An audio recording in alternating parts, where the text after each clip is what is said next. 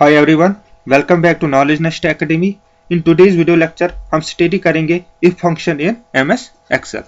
if function क्या होता है, ये हमें अलो करता है to make decision in spreadsheet या MS Excel में हमें डिसीजन में लेने में मदद करता है. if function परफॉर्म करता है लॉजिकल टेस्ट ऑन डेटा और रिटर्न करता है डिफरेंट रिजल्ट्स डिपेंड होते हैं कंडीशन पे, कंडीशन या ट्रू है और फॉल्स है. सिंटैक्स ऑफ if फंक्शन अगर हम देखेंगे तो वो सिंपल है, if bracket logical test comma value if true comma value if false. अब हम इसको प्रैक्टिकली स्टडी करेंगे. मेरे पास यहाँ पर कुछ डेटा है और इनमें से आप देख पा रहे हो दो कॉलम है यहाँ पर, इंसेंटिव्स ये वाला और कंपनसेशन. अब हम इफ फंक्शन को अप्लाई करेंगे. मुझे क्या करना है, मुझे यहाँ पर इंसेंटिव्स कैलकुलेट करने हैं और इंसेंटिव्स कैलकुलेट करने के लिए मेरे पास कंडीशन है जिस एम्प्लॉय को भी कंपनी में 15 साल से ज़्यादा हुए हैं उसको हम कुछ इंसेंटिव्स इंक्रीज करेंगे. तो मैं क्या करूँगा यहाँ पर, नाउ दिस पार्ट इज, ये वाला पार्ट सीखने वाला पार्ट है, कैसे हम इसको अप्लाई करेंगे. तो मैं क्या सिंपली करूँगा, इंसेंटिव मुझे कैलकुलेट करना है विद कंडीशन. तो मैं जाऊँगा इंसेंटिव पे, वहाँ पर is equal to then formula if और ओपनिंग ब्रैकेट सिलेक्ट करूंगा. तो आप देख पा रहे हो यहाँ पर जैसे मैंने ओपनिंग ब्रैकेट डाला इसमें, तो ये वहाँ पर मुझे इफ कंडीशन का वहीं से सिंटैक्स दिखा रहा है.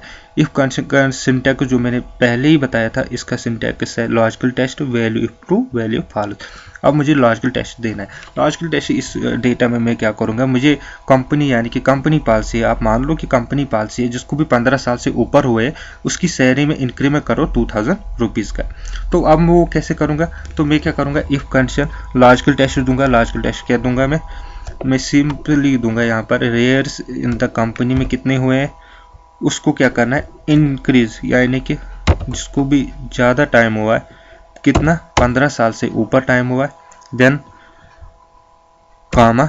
तो ये तो हुआ लॉजिकल टेस्ट. अब मुझे वैल्यू ऑफ ट्रू, जिसको भी 15 साल से ऊपर हुए कंपनी में उसका वैल्यू ऑफ ट्रू क्या आएगा, ट्रू का वैल्यू आएगा, यानी कि उसकी सैलरी में आप प्लस करो कितना 2000 हुआ value of true. Then I will close comma. अब देना मुझे वैल्यू ऑफ फॉल्स.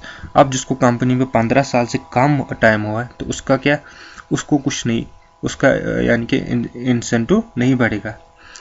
तो सिंपली मैं उसको यहाँ पर उसकी जितनी सैलरी है वही रहेगी.